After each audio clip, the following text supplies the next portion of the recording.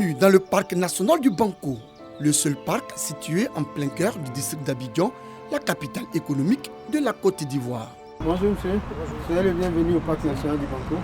Nous sommes très heureux de vous accueillir ce matin et ensemble je crois que nous allons avoir l'occasion de visiter la biodiversité qui existe au sein de notre aire protégée.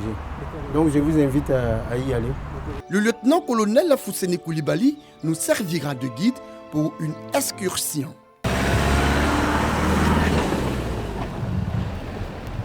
Érigé en parc en 1953, la forêt du Banco est le tout premier parc national du pays avec une superficie de 3438 hectares, soit 34 038 km². L'ensemble du parc national du Banco est essentiellement composé de végétation naturelle. Il n'y a qu'à certains endroits que des essences ont été plantées, notamment les espèces exotiques, c'est-à-dire celles qui ne sont pas natives de notre pays, qui ont été ramenées par le monde entier de certaines régions chaudes telles que le bassin du Congo, l'Amazonie.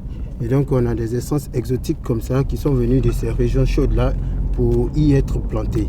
Mais hormis cela, le plus grand bloc de végétation du parc national du Banco est tout à fait naturel. Le parc dispose des réseaux de pistes de 85 km, dont 40 km bien aménagés. Des pistes fréquentées par de nombreux visiteurs pour des randonnées pédestres ou à vélo. C'est le cas de ces jeunes venus passer le week-end dans le parc.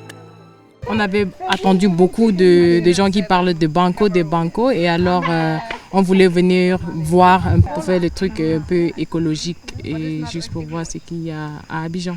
Et franchement, c'est super. On a déjà fait des randonnées à pied dans d'autres endroits, mais venir au Banco ici à vélo chaque fois, une fois par mois ou 2 fois par mois, ça nous fait vraiment plus de bien. Déjà, le vélo, c'est bien pour faire du sport. Le parc national du Banco est un ensemble de forêts denses humides.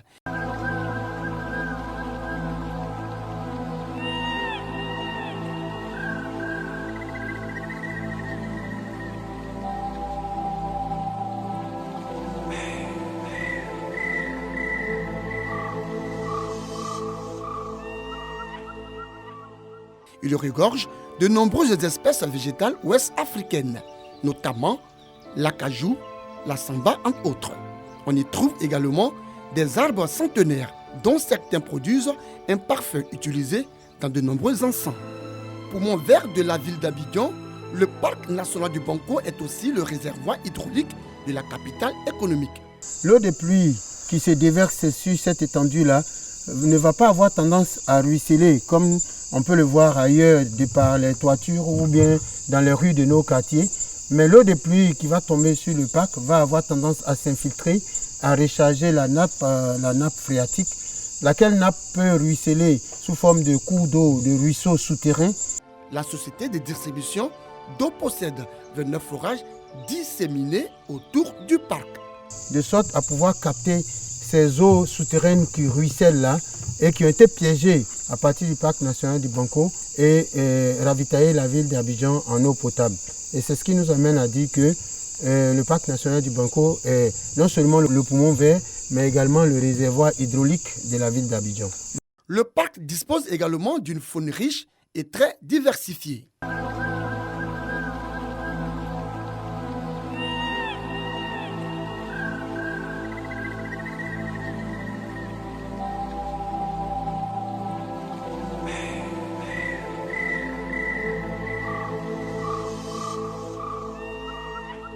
On a essentiellement beaucoup de mammifères.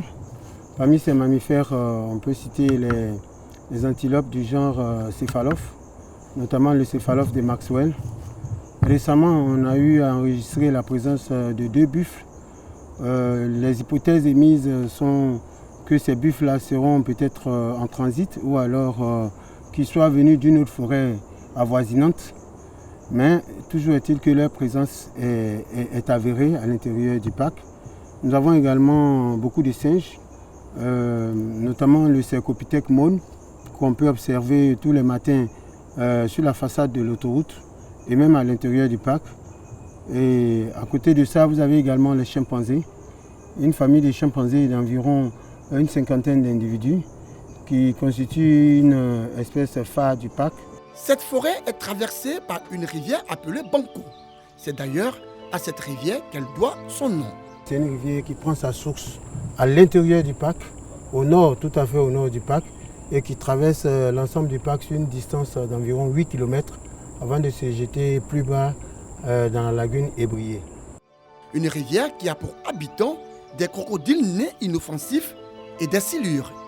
Les silures que vous voyez là, ce sont des silures du genre Heterobranchus longiphilis.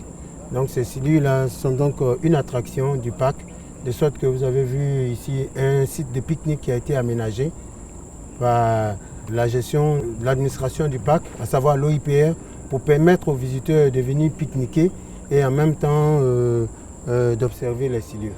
Si cette rivière était un lieu de rituel, ce n'est plus le cas aujourd'hui, assure le colonel Fousseni Koulibaly. Avant, quand vous veniez ici, c'était toutes sortes d'effets mystiques et autres, j'allais dire objets de cette nature-là qui existait ici. Des pagnes qui étaient attachées sur les arbres, bien d'autres spectacles qui s'offraient aux visiteurs. Mais aujourd'hui, vous pouvez en juger par vous-même. Vous ne verrez pas d'arbres, vous ne verrez pas de cordes, vous ne verrez rien. Et vous ne verrez pas aussi des gens en train de faire des libations, en train de faire des incantations dans l'eau. Par le passé, oui, mais depuis bientôt 5 ans, nous avons mis fin à cette activité et cette mesure prise par notre hiérarchie est scrupuleusement mise en œuvre et respectée sur le terrain. Le parc national du Banco, c'est aussi un bâtiment colonial qui abrite l'école forestière. Elle a été construite en 1937 et a ouvert ses portes en 1938. Et elle avait pour vocation de former les cadres forestiers de l'AOF, à savoir l'Afrique occidentale française. Donc pendant des décennies, c'est ici que se formaient les cadres de l'Afrique de l'Ouest en matière de foresterie. Et il y avait des étudiants qui venaient également du Congo, de d'autres pays francophones, hormis ceux de l'AOF. Autre attrait touristique du parc national du Banco, le musée écologique, un site d'éducation environnementale. Nous recevons les enfants, des écoliers, des lycéens et même des étudiants qui viennent ici, soit accompagnés par leurs professeurs, leurs encadreurs, soit invités par nous, de sorte à échanger avec eux sur tout ce qui a trait à la biodiversité.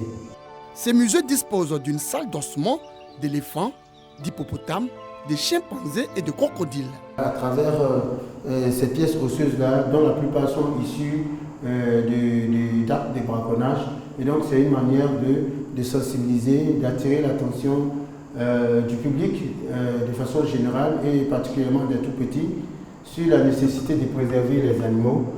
Fort de ses atouts, le parc national du Banco figure en bonne place sur une longue liste des sites à visiter en Côte d'Ivoire.